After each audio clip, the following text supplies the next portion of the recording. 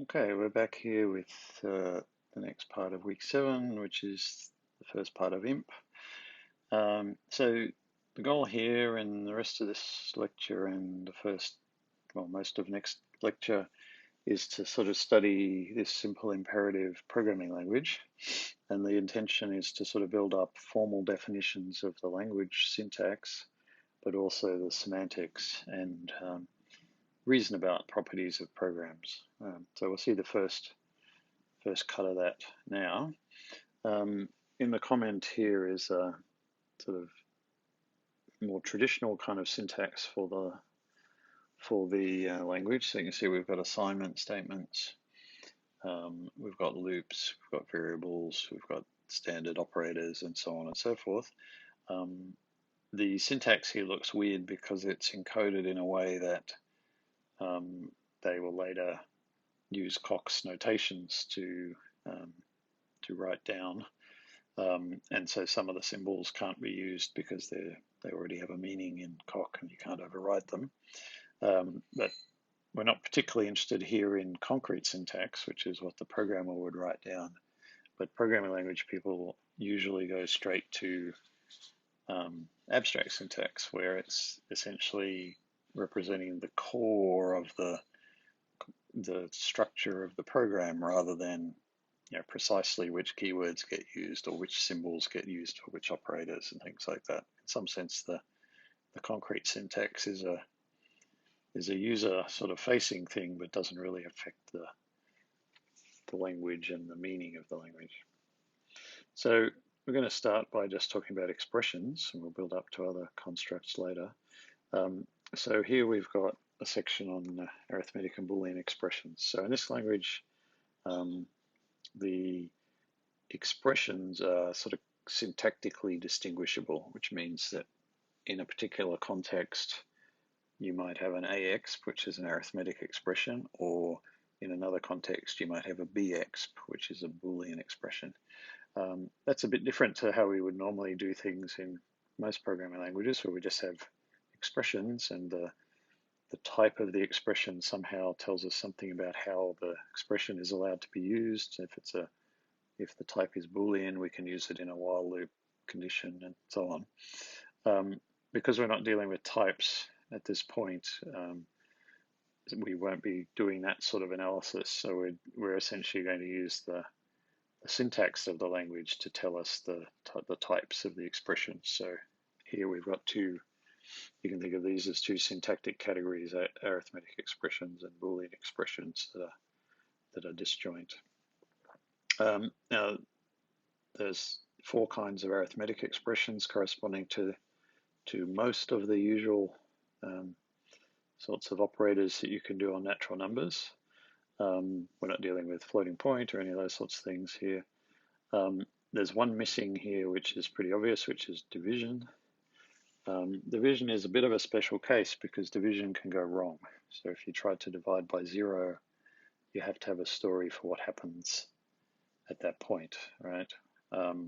So that's being sort of swept under the carpet here by just saying, well, you can't do division.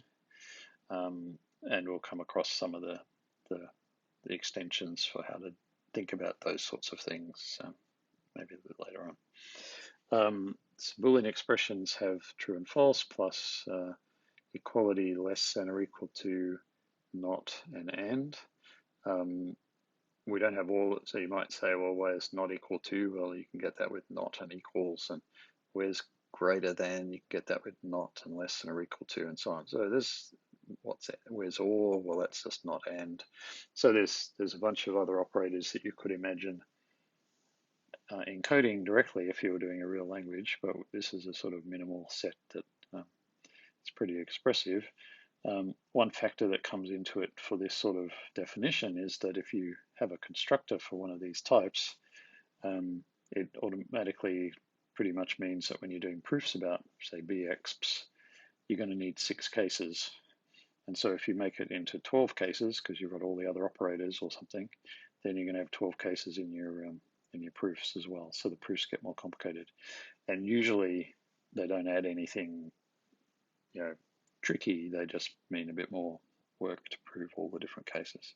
So that's why we keep it down to just a bare sort of simple set.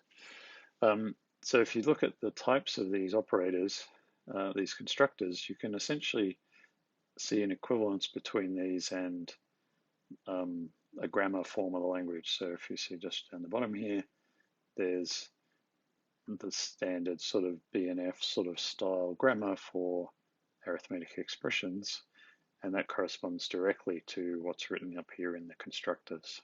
Okay, so this is a standard, this sort of type is a standard way to encode the syntax of that's defined by grammar like this. Okay, whereas the grammar has a bit of concrete stuff in it like plus, minus, and star, which are symbols that encode the meaning from the user's perspective. The arithmetic expressions just say, well, a plus has two arithmetic expressions components, and it is in itself an arithmetic expression. This sort of encoding is pretty similar to what we would have done in Scala with case classes and things. So these, in Scala, arithmetic expression would be an abstract class, and a num, a plus, and so on would be concrete subclasses with constructor parameters with the types given by these signatures. So it's the same principle, just using this inductive data type idea for it. Bexp is a little different to AX because it in turn uses AX. Like for inequality here, the equality is between arithmetic expressions, which implies, for example, that you can't compare Boolean expressions in this language for equality, for example. So it's a bit of a restriction, but again, it's because we're trying to do a syntactic definition of the expression. It's not a type-based one. Anyway, so from a COC perspective, there's nothing new about these definitions. These are just inductive data types in the same way that we've been operating on the whole time. Okay, so if we, I'll let you read the discussion about BNF and formal definitions and informal definitions. Let's talk about evaluation. So one of the things that you can do with programs is evaluate them, run them. So for example, here is aeval for evaluating an arithmetic expression to get a natural number. Okay, and it's a very simple matching recursive function. So it's essentially doing a bottom-up tree traversal to calculate the values of leaf. So the value of a leaf is just the number in the leaf. The value of a plus is just the value of the two sides added together, and so on and so forth. So this is a very simple evaluation function for the arithmetic expression sublanguage. And we can use it to just check things. So here we can say, well, if I'm adding two anum2s together, we should get 4. And the proof is just a matter of cranking the handle on the aeval function. So simplification is enough for that. Okay, and this sort of function shows exactly why division's not here, right? Because if you had a division case and the second expression evaluated to 0, you couldn't return a nat because that's not defined. You have to return something else. So we'll leave that question for later. Boolean evaluation is similar, right? So taking a bexp and returning a bool. And we've got the obvious cases. Notice that the ones that use arithmetic expressions recursively use aeval, right? Not beval. And they also use the helper functions that we've seen before to actually work out the Boolean results, so on. And then negb and andb come back for the Boolean operations. So you can think of these two functions as essentially they're simple little interpreters that take a tree that's either an arithmetic expression or a Boolean expression and interpret it to get the value. I should say at this point, another thing that's missing here, which we will see later on next week, is expressions can't have variables in them in this language so far. Okay, so another way of looking at this is all expressions are constant expressions. In other words, we can always just evaluate them and get an answer.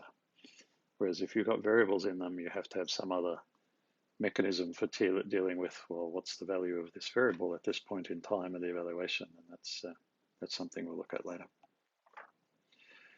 Okay, so let's see, what can we do with this? There's not very much definition, so what can we do? Well, we can do some useful things. So we can say, well, maybe there's an optimization we want to do, which says if you see a construct that's a plus of a 0 and something, then just rewrite it into just the something, right? So it's left in the elimination of 0 plus or something.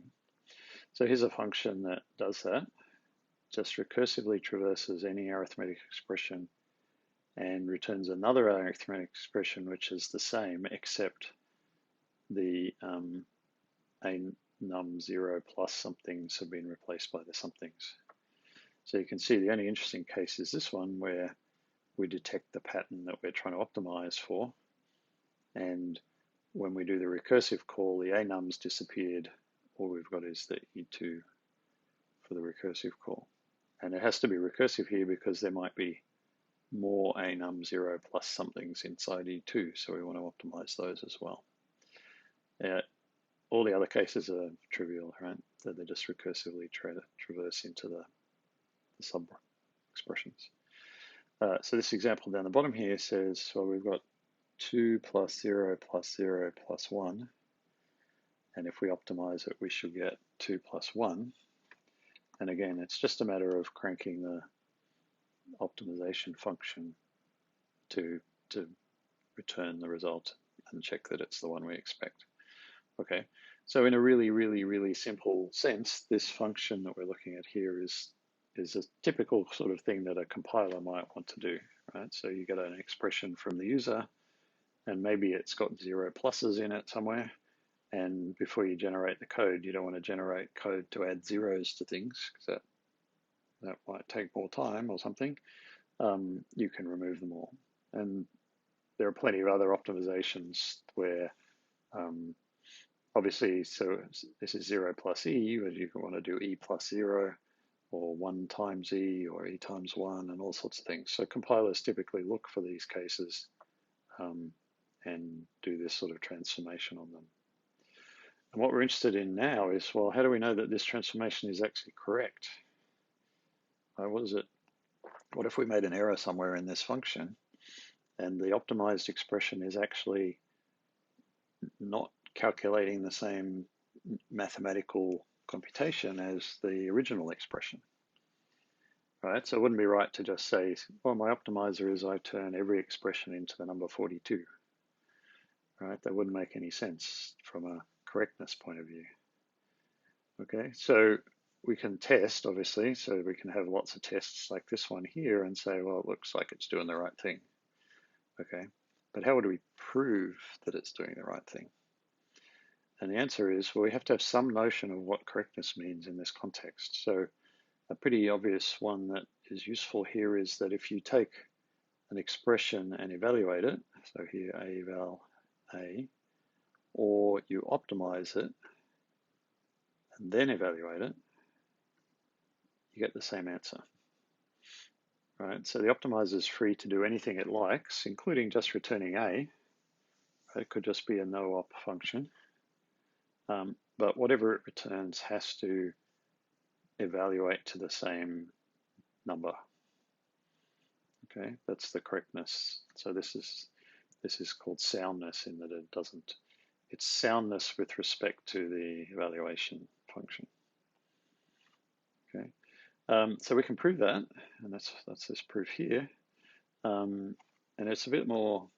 It looks a bit more complicated than the ones we've done before, but it's not really. It's just that there's more cases that have to be considered. So if we start out with this proof, we've got some arithmetic expression. So the typical thing you want to do is destruct or induct on A, right? And we need induction here because it might be that A has some subcomponents, like it's a minus or something, and it's got two somethings. So we want to be able to use the induction principle for those sorts of cases.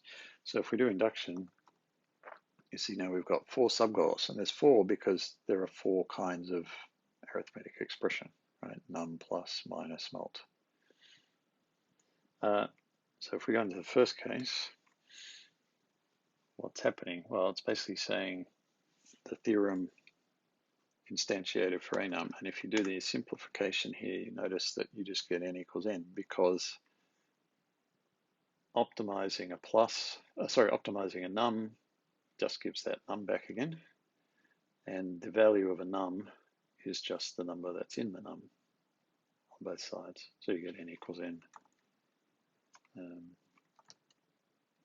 which is easy, right? So that one's trivial because basically nothing happens. Okay, plus we'll come back to, because that's a tricky one, right? Because the optimization is only talking about what happens to pluses, so that's a little bit more involved. Skip down to the minus case. The minus case and the mult case are the same, because basically all you need to do, notice how we've got these two inductive hypotheses about the children. All you have to do is simplify, and you'll notice that once you've simplified, the left-hand side is turned into a use of a eval on the left child minus a use of a eval on the right child. And we can use these inductive hypotheses to simplify those down to what we need. So we can just simply do a rewrite and another rewrite. And now we've got a eval A1 minus a eval A2 on both sides. So we're done. The same thing works for the mult case, except that the operator is a multiply instead of a subtraction. Okay, so let's go back to the plus case, which is the interesting one. So the problem here is that the optimization is keying on the first thing in the plus, right? If it's 0, something interesting happens. If it's anything else, nothing interesting happens. So we need to somehow know something about A1 here, which is the left-hand side of the plus. So the proof destructs on it. So now we get subcases. And again, there's 4 subcases because there's 4 different things that A1 could have been. Okay. And the first one actually is the interesting one, because now we know that it's A plus some number. The optimization works if that number is 0, and otherwise it just leaves it alone. So again, we can destruct on the n. So now we've got subcases. And now we're way down in the woods. We've got that n, that we're adding 0 to something. And now when we simplify, the optimization does its job by throwing away the a-num, right? And we've got this inductive hypothesis up here that says that evaluating A2 doesn't change anything if it's optimized, which is essentially exactly what we want. Okay. Then if n is not 0, in other words, it's a successor of something, then the simplification will pull the, so there's quite a lot of simplification going on there. Let's go back. So what's going to happen? Well, the optimization is going to see this and say, oh, I can't do anything. I don't do anything with, sorry, it should be that. The optimization is going to say, well, if this is not 0 plus something, so I'm just going to leave it unchanged, but optimize A2.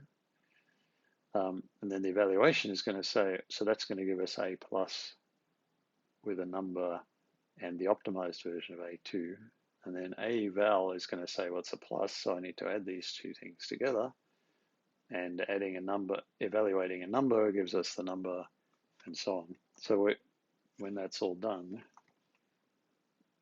you get this. So there's a bit of a simplification going on with the plus as well to bring the S out the front. Okay, this is where simple is very annoying because we can't step through all those different pieces.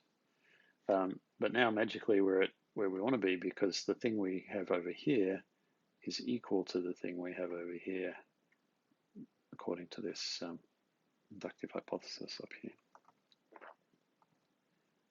Right. Then the other cases are all similar to that, except they have to deal with 2 children. Okay, so this is the case where the left-hand side of the top level plus is itself a plus. Okay, So we can simplify, and you might say, well, what? So this is using a technique that's a little bit different. So if you see this up here,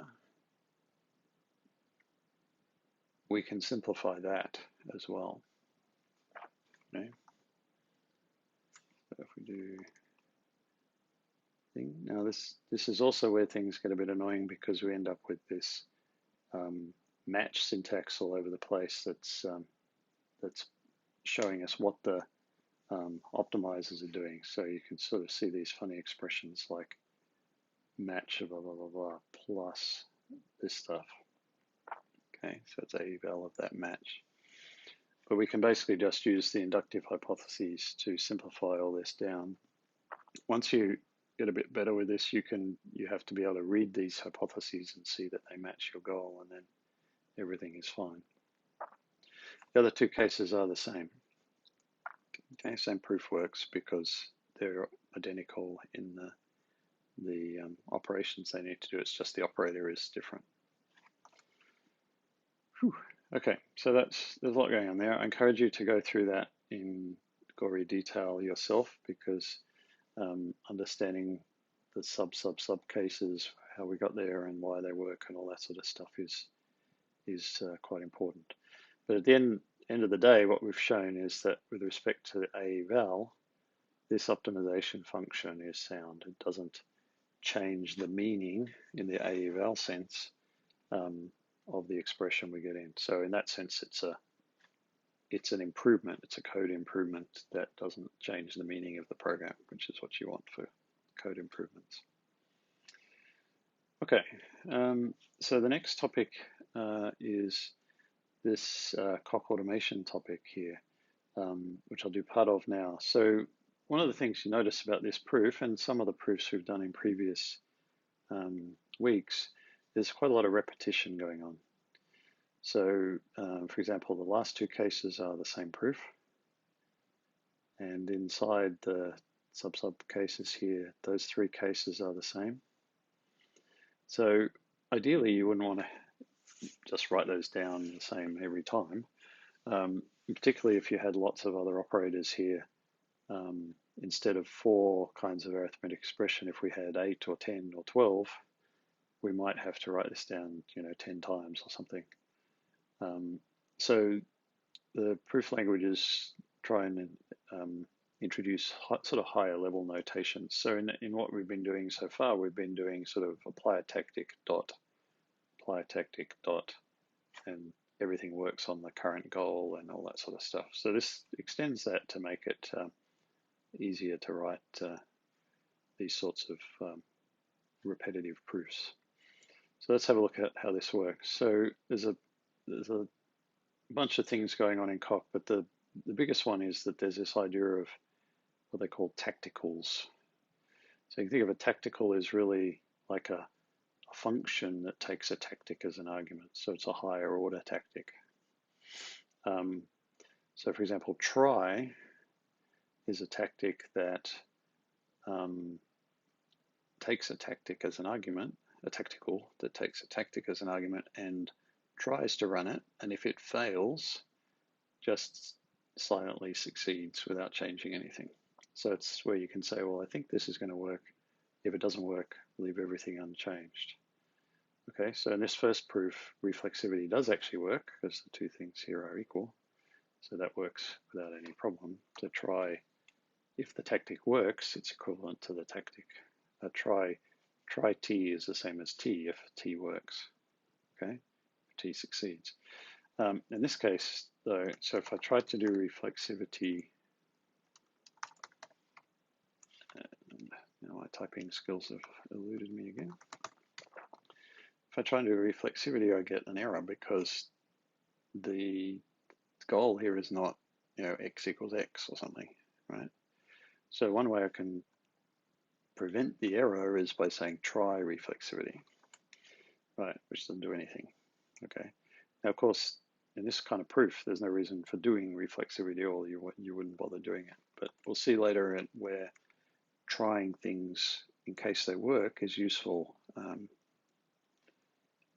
particularly in combination with this sequencing tactical, which is the semicolon. So what does the semicolon mean? So typically what we've been doing in what we're doing so far with the dots separating all our tactics is that we apply a tactic and then the next tactic applies to the first goal that resulted from the first tactic. So for example, we do intros and we've got one tactic, so the destruct n apply the one goal, so the destruct n applies to that goal. Now we've got two goals, and so the first simple down here applies to the first goal, as does the reflexivity. And now the first goal is what was the second goal before, so we're just always applying things to the first goal. Okay, so that's what we've done in all of our proofs essentially today. So what semicolon does is it says you can apply a tactic to all the goals. So let's see how that works. So if I go to this point in this proof, so this is proving that 0 is less than or equal to every natural number, right? So if I replace the semicolon with a dot, this is where we get to, right? We've got two tactics, two goals. But if you notice this proof up here, the first thing we do in the two proofs is simplify. So if you do semicolon here, and I'm going to replace that one with a dot so we stop there, then what that's going to do is do a destruct and then simplify all the goals that resulted from the destruct. So you can see the result up here. So not just the first goal has changed, but the second goal has changed as well. Okay. Now if I end up with a dot, so we stop at that point, then if I do reflexivity again, that will only apply to the first goal. So I'd have to do reflexivity again to get rid of the second goal. So we can chain these things. So if that's a semicolon, then the reflexivity applies to all the goals that result from the simple, of which there are two. And so you can just chain these together. So instead of having to repeat yourself here, you can just semicolon your way through if the same sequence of tactics works for all the goals. Okay, so here's a slightly more streamlined but possibly more confusing version of the proof we had before. So the first thing we do is induction. So before we had induction dot. So we stop and we've got 4 cases. Okay, but in the proof we had before, this proof script here, simplify, do 2 rewrites, and then reflexivity, it worked for 2 of the goals, the minus and the mult. Okay, so we could try and do it for all the goals. So let's try that. Notice that this is semicolon as well. The problem is it fails. And why does it fail? Well, it fails because it's assuming that something somewhere, like the induction, has created this IHA1. But because we're applying all this to all of the subgoals, there are some subgoals where that hasn't happened, particularly the num case. Right, so this whole thing fails, which is why they've got it in a try here. So this says, try and do it for all the goals, but if it doesn't work, just leave the goal in place unchanged. So this is a dot at the end, so we can run to there. So notice what's happened. The 2 cases where this did work in our first proof have gone. They've been discharged. Okay, so we're only left with the num case and the plus case, which are the 2 that this proof doesn't work for. Okay, then we can continue on in this sort of way. So here, for example, we've got the num case, and we can just use reflexivity to solve that one. And now we're in the plus case. And remember, in the plus case, we had this proof, which worked for 3 of the 4 cases.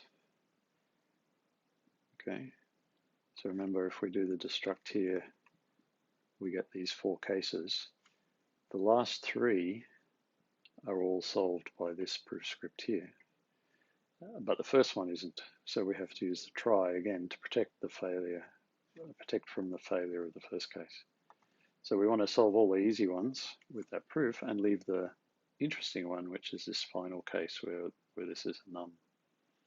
And then we use the same proof that we had above to solve that case. Okay. Now, typically, unless you're reasonably experienced, writing these semicolon type proofs from scratch is actually quite hard, and I wouldn't recommend it. But if you write a proof and you see some repetition, it's often good to refactor it to use the semicolon stuff so that you don't have to repeat your tactics, particularly if they're sort of a string of tactics like here and this one up at the top here. You don't want to have to write that down lots of times. So if you can reuse it by doing the semicolon and trying it and getting rid of all the boring cases, then that's a good thing to do.